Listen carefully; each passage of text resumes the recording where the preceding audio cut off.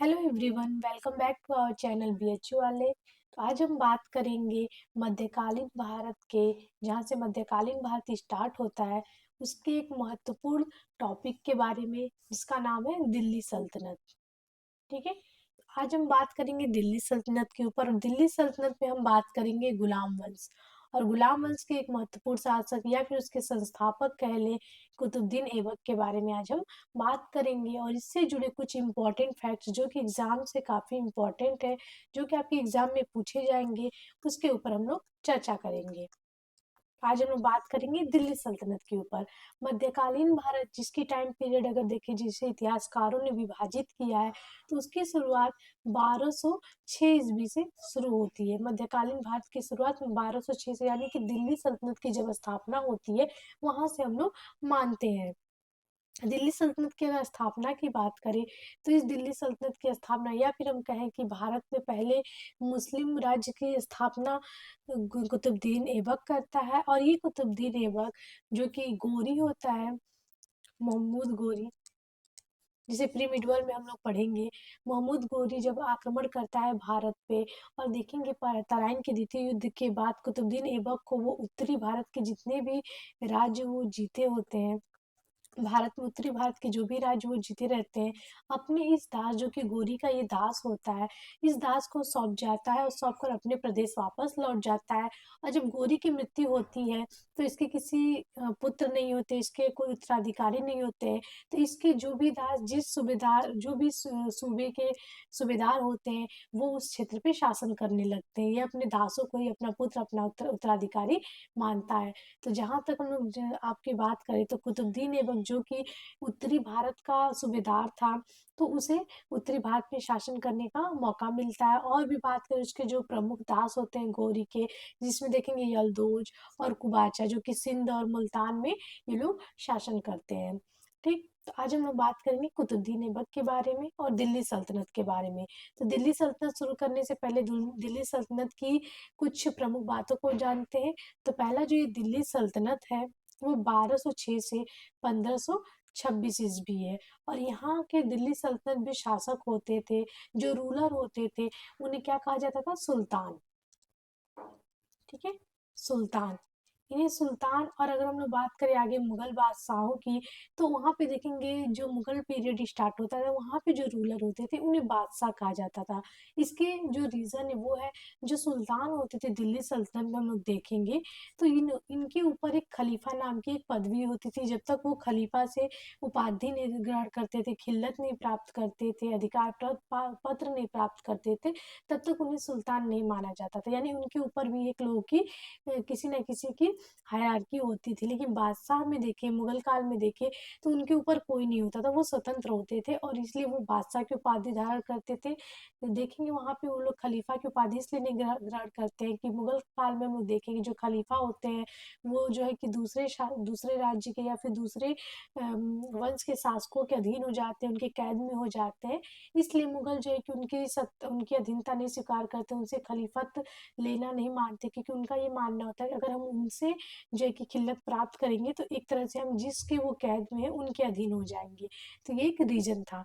तो ये जो है सुल्तान और बादशाह में अंतर। अगर सुल्तान की बात आएगी, तो आप उसे दिल्ली सल्तनत से जोड़ेंगे, यानी कि 1226 से 1526 तक के पीरियड को। अगर किसी सुल्तान की बात करेंगे, तो इस टाइम पीरियड में बात होगी। ठीक। 1206 से 1526, यानी कि पानीपत के प्रथम युद्ध।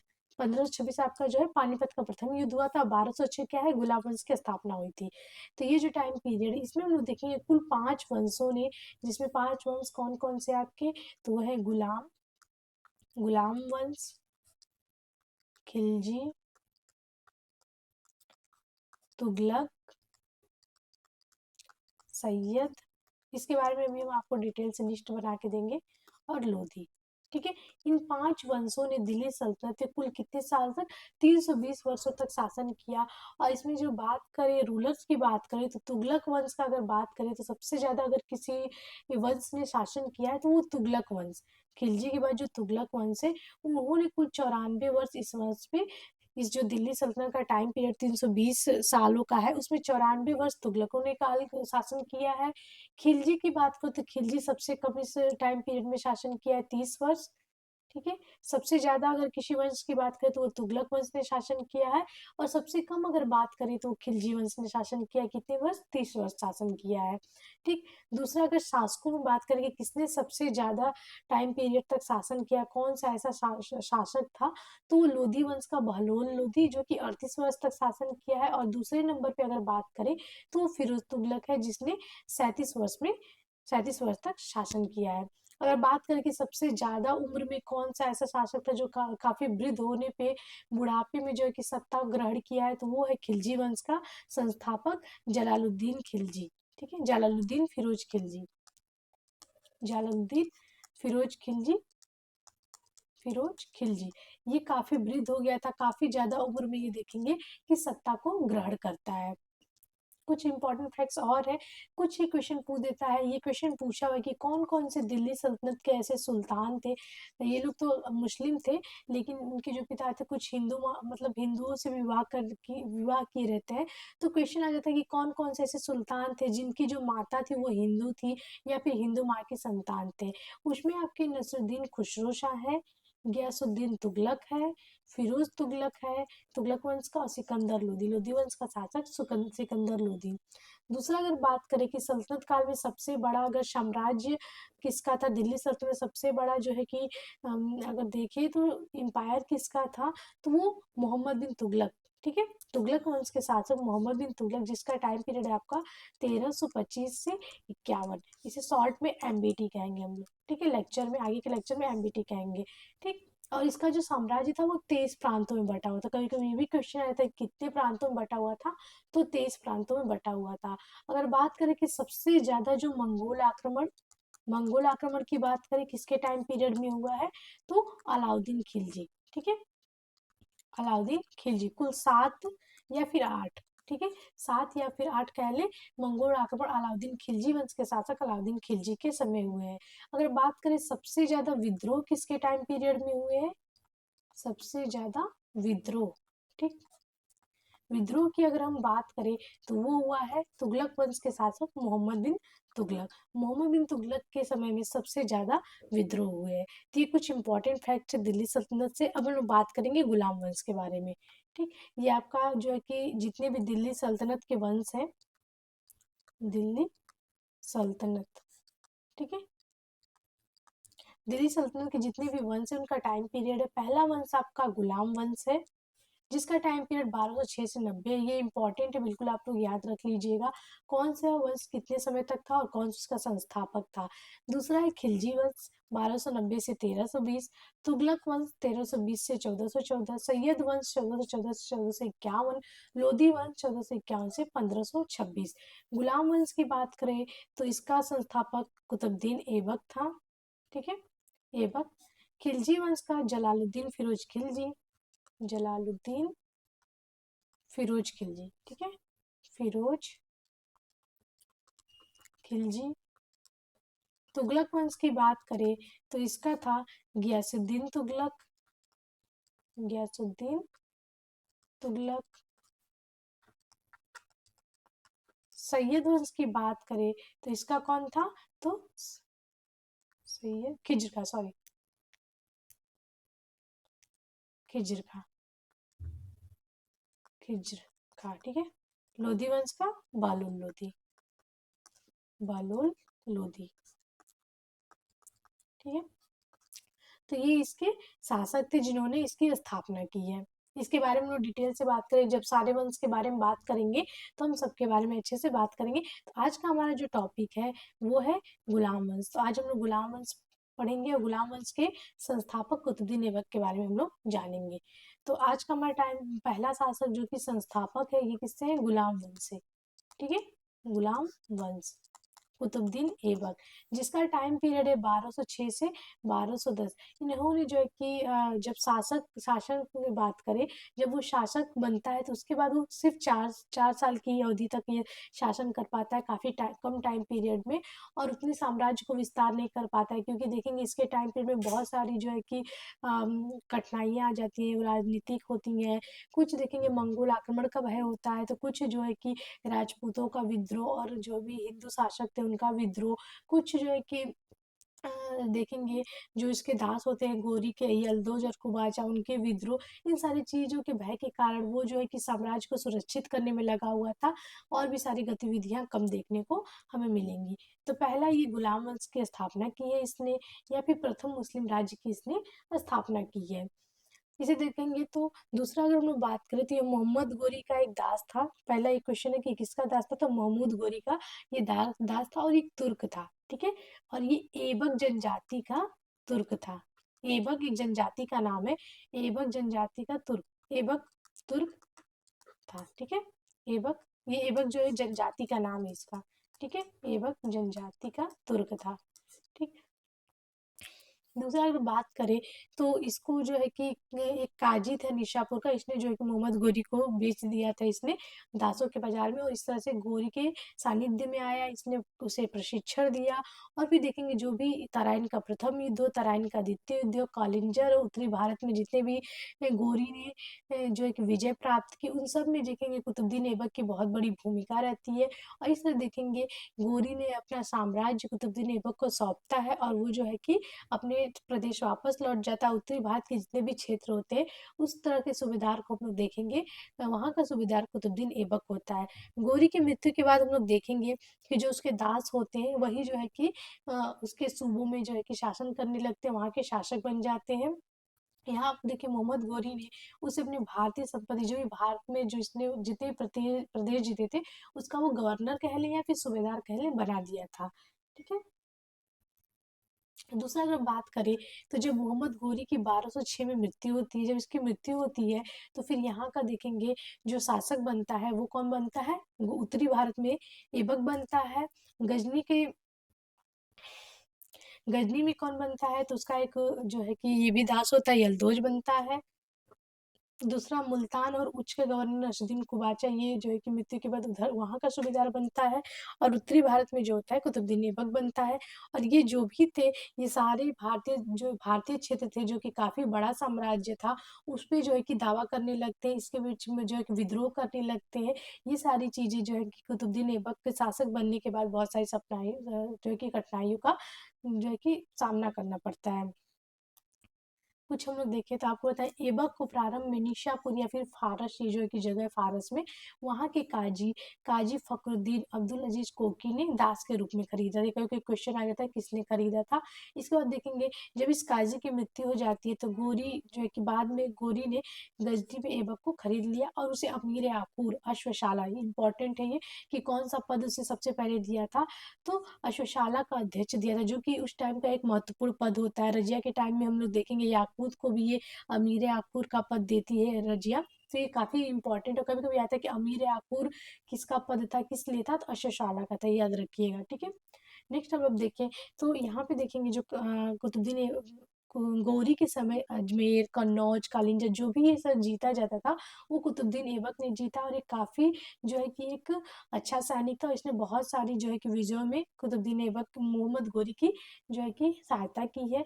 25 जून 1206 को जब गोरी की मृत्यु हो जाती है तो ये शासक बनता है, और शासक बनने के बाद देखेंगे कि ये जो है कि सुल्तान की या फिर ऐसी कोई शासकीय उपाधि धारण नहीं करता। ये जो है कि सिपा सालार सिपा सालार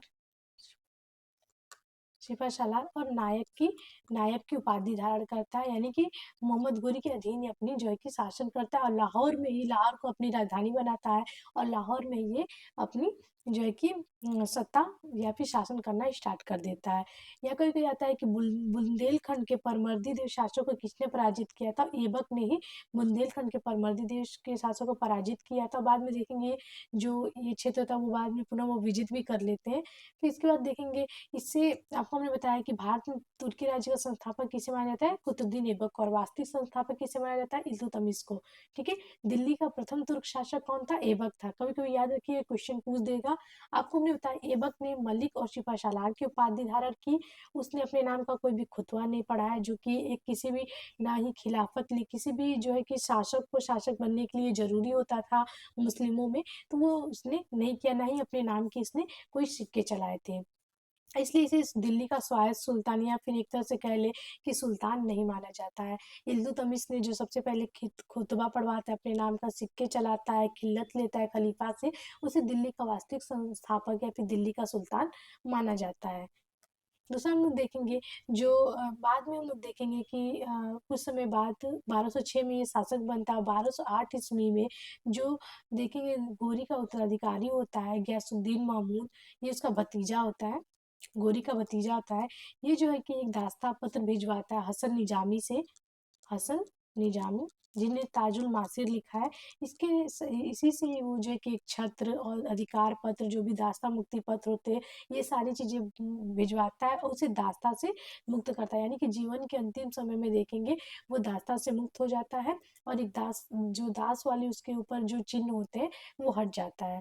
तो यहाँ पे आपको हमने देखा है कि उसके लिए वो क्या सम्मान में भेजता है, दास मुक्ति पत्र, एक छत्र। ये किससे भेजता है, हसन निजामी से, जिन्होंने ताजुल मासिर लिखा है। और देखेंगे कभी कभी क्वेश्चन आ जाता है हसन निजामी किसके दरबारी थे, तो ये कुतुबुद्दीन ऐबक के दरबारी थे, दरबारी। और ताजुल मासिर इन्होंने लिखा है, ताजुल मासिर काफी इंपॉर्टेंट है, ताजुल मासिर। नेक्स्ट देखें तो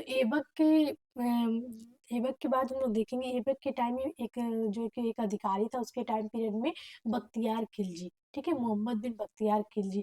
इसीलिए देखेंगे नालंदा यूनिवर्सिटी, जो कि प्राचीन भारत की एक महत्वपूर्ण यूनिवर्सिटी है, बिहार में, उसे जलाया था। और बिहार और बंगाल को, वेट, नालंदा, ठीक है, नालंदा यूनिवर्सिटी को जलाया था, बिहार और बंगाल पे आक्रमण कर उसे अपने अधीन कर लिया था, और उसकी जो राजधानी होती है लखनौती पे, वहां पे भी अधिकार कर लेता है। उस टाइम हम लोग देखेंगे बिहार बंगाल पे शासक सेन वंश का शासक होता है लक्ष्मण सेन, उसका शासन होता है, और वो वहां से भाग जाता है लक्ष्मण सेन। ठीक है, सेन वंश के शासक लक्ष्मण सेन का शासन होता है उस टाइम पीरियड। इसने नालंदा विश्वविद्यालय को नष्ट किया, और वहां पे जितनी भी दुर्लभ पांडुलिपियां थी, बुक्स थे, जो भी थी, उन सबको ये जला देता है। तो ये भी क्वेश्चन कभी कभी आता है, इंपॉर्टेंट है। यहाँ पे किसका, सेन वंश का शासक था लक्ष्मण सेन का, जिसकी राजधानी नादिया होती है, और इस पे वो आक्रमण कर लेता है, और ये अपनी राजधानी कहाँ बनाता है, लखनौती बनाता है। कभी कि ये भी पूछ देता है। यहाँ पे देखिए जो बख्तियार खिलजी जब ये आक्रमण कर लेता है, तो यहाँ पे जो है कि ऐबक के द्वारा अली मर्दान को भेजा जाता है, और अली मर्दान बख्तियार खिलजी की हत्या करता है, और बिहार और बंगाल पे जो है कि ऐबक के अधीन जो है कि वहाँ पे वो शासन करता है। फिर ये दिल्ली सल्तनत का अंग बन जाता है। इसके बाद हम लोग देखेंगे कुतुबुद्दीन ऐबक ने गजनी के ताजुद्दीन यलदौज, यहाँ पे देखेंगे जब यलदौज, ताजुद्दीन यलदौज और कुबाचा के कई, मतलब भारत में या फिर दिल्ली पे जो शासन होती है कुतुबुद्दीन ऐबक की, उसमें काफ़ी विच्छेद करने लगते हैं, काफ़ी संघर्ष होने लगता है। तब यहाँ पे वो जो है कि कुछ अपनी रणनीति अपनाता है, और ताजुद्दीन यलदौज की जो पुत्री होती है उससे विवाह करता है, और अपनी बहन का विवाह देखेंगे तो वो कुबाचा से करता है। ठीक है, और अपनी बेटी का विवाह इल्तुतमिश से करता है, बेटी का विवाह इल्तुतमिश से करता है।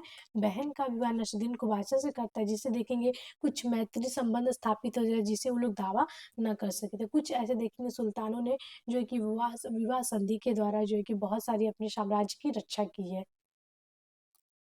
दूसरा हम लोग देखेंगे कि जो ऐबक था उसकी कुछ जो है कि उसने बहुत सारे महत्वपूर्ण कार्य किए थे, वो भी हम लोग देखेंगे, वो हम लोग देखेंगे। दूसरा हम लोग देखेंगे इसकी जो सबसे बड़ी सफलता थी, जो उसने गजनी से संबंध विच्छेद कर दिए, उसके प्रभाव से मुक्त हो गए। और दूसरा हम लोग देखेंगे कि उसने जो विवाह कर दिया था, जिससे जो यलदौज और कुबाचा के खतरे थे उससे तो मुक्त हो गया, लेकिन इल्तुतमिश में हम लोग जब पढ़ेंगे इल्तुतमिश के टाइम पीरियड में, तो फिर से वो लोग जो है कि दिल्ली सल्तनत पे अपने दावों को जो है कि बताने लगते हैं, उस टाइम फिर से विद्रोह करने लगते हैं। यहाँ पे हम देखेंगे महत्वपूर्ण पद, जो कि हम वजीर पद का बात करेंगे, जो कि दिल्ली सल्तनत के बाद हमें मुगलों में भी देखने को मिलेगी। इसका प्रचलन गुलाम वंश के संस्थापक ऐबक के काल में ही शुरू होता है, इसी ने इस पद का प्रचलन किया। और इसके दरबार में एक महत्वपूर्ण लेखक थे, इतिहासकार कहेंगे, फक मुतब्बिर। फक मुतब्बिर जो है कि पहले वजीर थे, और इन्होंने एक बुक लिखी है, आदाब अदाब उल हर्स और अल सुजात। ठीक है, इनकी जो बुक है ये इन्होंने लिखी है, काफ़ी इंपॉर्टेंट है, ये युद्ध और कला पे है।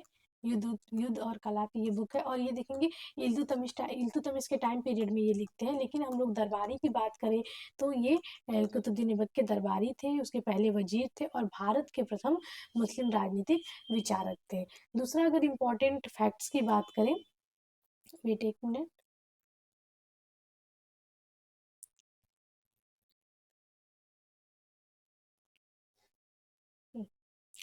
दूसरे अगर इम्पोर्टेंट फैक्ट्स की बात करें तो भारत की प्रथम मुस्लिम मस्जिद, भारत की प्रथम मस्जिद, ठीक है, भारत की प्रथम वेट भारत की प्रथम मस्जिद का निर्माण हम लोग अगर देखेंगे तो वो किसने किया था, तो वो किया था आपका कुतुबुद्दीन ऐबक ने। कौन सी वो थी, तो कुव्वतुल उल इस्लाम, ठीक है, कुव्वतुल उल इस्लाम, जो कि दिल्ली में। ये क्वेश्चन पूछा हुआ है किसने बनवाया है, तो कुव्वतुल इस्लाम मस्जिद का निर्माण दिल्ली में ऐबक ने किया है। दूसरा अगर बात करें तो आपकी कुतुब मीनार, ठीक है, जिसके एक सूफी संत कुतुब मीनार, सूफी संत के नाम पे कुतुब मीनार, जिसका सूफी संत बख्तियार काकी, ठीक है, बख्तियार काकी थे, बख्तियार काकी एक सूफी संत थे, उनके नाम पे इस कुतुब मीनार का निर्माण या फिर नींव किसने रखी थी, ये भी ऐबक ने रखी थी। वैसे पूरा किसने कराया था, इल्तुतमिश ने। ठीक है, दूसरा अगर बात करें अढ़ाई दिन का झोपड़ा, जो कि अजमेर में है, अढ़ाई दिन का झोपड़ा जो कि अजमेर में है, ये भी किसने किया है, इसका भी निर्माण, तो इसका भी निर्माण जो है कि ऐबक ने किया है। और भी बहुत सारे महत्वपूर्ण कार्य किए हैं। और देखेंगे कि इसकी मृत्यु के बाद जो है कि बहुत सारे जो है कि इतिहासकारों में मतभेद है कि इसके पुत्र या फिर पुत्री नहीं थे। तो कुछ इतिहासकार यानी कि मिनहाज सिराज कहते हैं कि जो ऐबक था उसकी 3 पुत्रियां थी। कुछ इतिहासकार कहते हैं कि जो आराम शाह था, जो कि केवल 8 महीने के लिए, ऐबक की मृत्यु के बाद केवल 8 महीने के लिए शासक बनता है, यह तो वो उसका पुत्र था। तो बहुत सारे जो है कि मतभेद है कि जो है कि ऐबक के उत्तराधिकारी, ठीक है, उत्तराधिकारी के बारे में बहुत सारे मतभेद है कि इसका उत्तराधिकारी कौन था। कोई कहता है इसका कोई पुत्र नहीं था, कोई कहता है इतिहासकार की जो है कि ऐबक की केवल 3 पुत्रियां थी, यानी कि मिनहाज सिराज के कहते हैं। दूसरा अगर देखें तो कुछ इतिहासकार कहते हैं कि आराम सा उसका पुत्र था। दूसरा अगर हम बात करें तो दूसरा अगर हम बात करें तो इसने जो है कि इसे जो है कि लाख बख्श, ऐबक की जो महत्वपूर्ण उपाधियां हैं वो है लाख बख्श, पील बख्श, पील बख्श और कुरान खवा, ठीक है, कुरान खवा, ये सारी इसकी उपाधियां हैं। लाख बख्श उसकी दान दान के लिए बोलते हैं, पील बख्श हाथियों के दान के लिए बोलते हैं, ठीक है, और कुरान का अच्छा गायन करता था, इसलिए इसे कुरान खवा भी कहा जाता है। ठीक है, एक और उसकी उपाधि है हातिम द्वितीय, हातिम द्वितीय, जिसे मिनहाज ने इसे हातिम द्वितीय की उपाधि दी है। अपनी बुक तबकाते नासरी में उसे हातिम द्वितीय कहा है।